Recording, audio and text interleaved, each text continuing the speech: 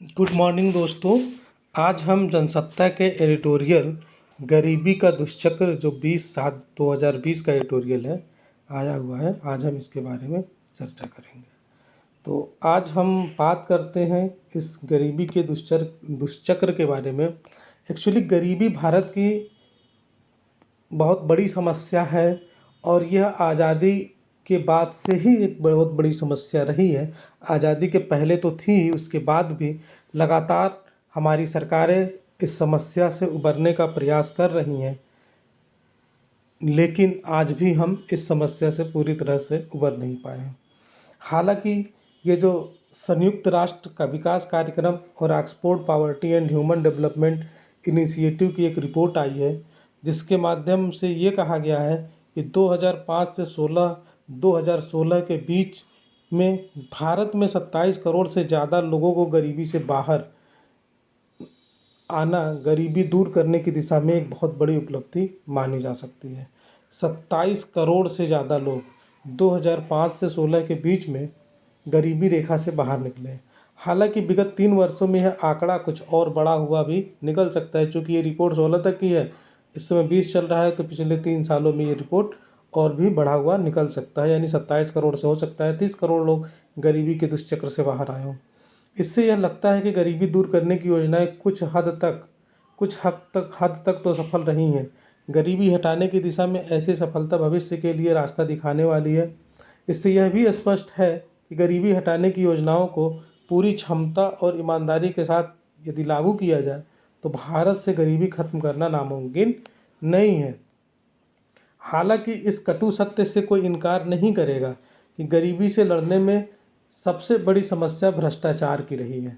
भ्रष्टाचार जो हमारे देश को एक दीमक की तरह खाया जा रहा है। गरीबी दूर करने के लिए बनाई योजनाएं ऊपर से नीचे तक भ्रष्टाचार की शिकार होती रही हैं, ये किसी से नहीं छिपा हुआ है। ऐसे में लोगों को गरीबी से बाहर निकालना एक चुनौती भरा मिशन होता है। इसे विडंबना ही कहा जाएगा कि कभी सोने की चिड़िया कहा जाने वाला भारत आज़ादी के 7 दशक बाद भी गरीबी से मुक्त नहीं हो पाया है। इसकी एक वजह यह भी है कि हम आज तक गरीबी की परिभाषा तक नहीं तय कर पाए हैं। जी हाँ दोस्तों, आज तक गरीबी की परिभाषा नहीं तय हो पाई है। कई सारी कमेटियाँ बनी, तेंदुलकर कमेटी, ठीक है। सरकार की निगाह में कौन गरीब है, यह बड़ा सवाल है। क्या 25, 50 या 100 रुपये आमदनी का पैमाना बनाकर गरीबी की परिभाषा तय होनी चाहिए? जो कमेटी बनी उसमें 25 रुपये, 50 रुपये और 100 रुपये, जो लोग अलग अलग कमेटियां बनी, तीनों ने अलग अलग इसमें पैमाना दिया।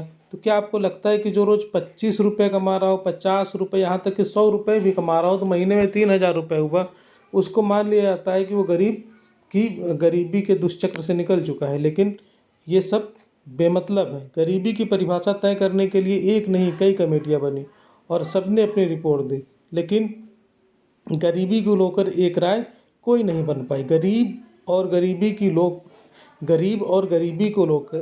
को लेकर यह हास्यास्पद की स्थिति है। अगर देश के महानगरों और बड़े शहरों को छोड़ दें तो छोटे शहरों में रहने वाली आबादी की दयनीय हालात ही ज़मीनी हकीकत बताने के लिए काफ़ी है। शिक्षा, स्वास्थ्य, कुपोषण, भुखमरी, भ्रष्टाचार आदि को लेकर हर साल आने वाली वैश्विक रिपोर्टों पर गौर करें तो पाएंगे कि कई मामलों में तो हम अपने पड़ोसी देशों से भी पीछे हैं। जो हमारे पड़ोसी देश छोटे छोटे देश हैं, एशिया की दूसरी महाशक्ति हैं हम।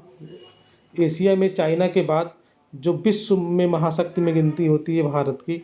तो और हमारे जो अड़ोस पड़ोस नेपाल, भूटान, म्यांमार, ठीक है, पाकिस्तान, श्रीलंका, कुछ ऐसी रिपोर्ट है जिसमें हम इन छोटे छोटे देशों से भी, अपने पड़ोसियों से भी पीछे हैं। चलिए आगे बढ़ते हैं। भारत में गरीबी को लेकर राजनेताओं से लेकर अर्थशास्त्री तक चिंता जाहिर करते हैं। हर चुनाव, हर बजट में गरीबी का खात्मा करने का वादा होता रहा है, लेकिन गरीबी खत्म नहीं हो रही बल्कि पैर पसारती जा रही है। यह कड़वी हकीकत है कि आज भी आबादी का बड़ा हिस्सा शिक्षा, स्वास्थ्य, आवास जैसी बुनियादी चीज़ों से वंचित है। बताइए, शिक्षा बहुत सारे लोगों को नहीं मिल पा रही, स्वास्थ्य की सुविधा नहीं मिल पा रही, कुपोषण के लोग शिकार हो रहे हैं, भूखमरी से लोग रह रहे हैं, मर रहे हैं, रहने के लिए घर नहीं मिल पा रहा है। ये जो बुनियादी चीज़ें हैं इन सब से वंचित हैं। यह स्थिति शहरी और ग्रामीण दोनों स्तरों पर विद्यमान है। मुश्किल यह है कि गरीबी हटाने की दिशा में काम जिस तेज़ी से होना चाहिए वह हो नहीं रहा है। नीतियाँ और कार्यक्रम ऐसे होने चाहिए जो एक बार गरीबी रेखा से बाहर आ जाए वह फिर से गरीबी में न चला जाए। ऐसी नीतियाँ होनी चाहिए कि एक बार गरीबी रेखा से बाहर आ जाए तो फिर वो संपन्नता की ओर बढ़े, न कि दोबारा उस गरीबी के दुष्चक्र में फंसे। केंद्र और राज्य सरकारों को ऐसी ठोस नीतियाँ बनाने की ज़रूरत है जो गरीबों को गरीबी से मुक्ति दिलाने के साथ ही और लोगों को गरीबी में ढकेलने वाले हालात से बचाए। हमें सिर्फ इसी पर खुश नहीं हो जाना चाहिए कि 27 करोड़ से ज़्यादा लोग गरीबी से बाहर आ गए। आज तो हम बहुत जश्न मना रहे हैं, सरकार बहुत जश्न मना रही है कि 27 करोड़ लोग गरीबी से बाहर आ चुके हैं, बल्कि इसे इस कसौटी पर कसा जाना होगा कि देश के हर नागरिक को बुनियादी सुविधाएं और संविधान द्वारा गरिमा पूर्ण जीवन जीने का अधिकार मिले। बुनियादी सुविधाएं सबको मिलनी चाहिए, गरिमापूर्ण जीवन जीने का अधिकार भी मिलना चाहिए। तभी हम मानेंगे कि ये जो गरीबी के दुष्चक्र से बाहर जो लोग निकले हैं या जो लोग निकलेंगे तभी उसका कोई मतलब है। धन्यवाद। मिलते हैं अगले ट्यूटोरियल में। Thank you.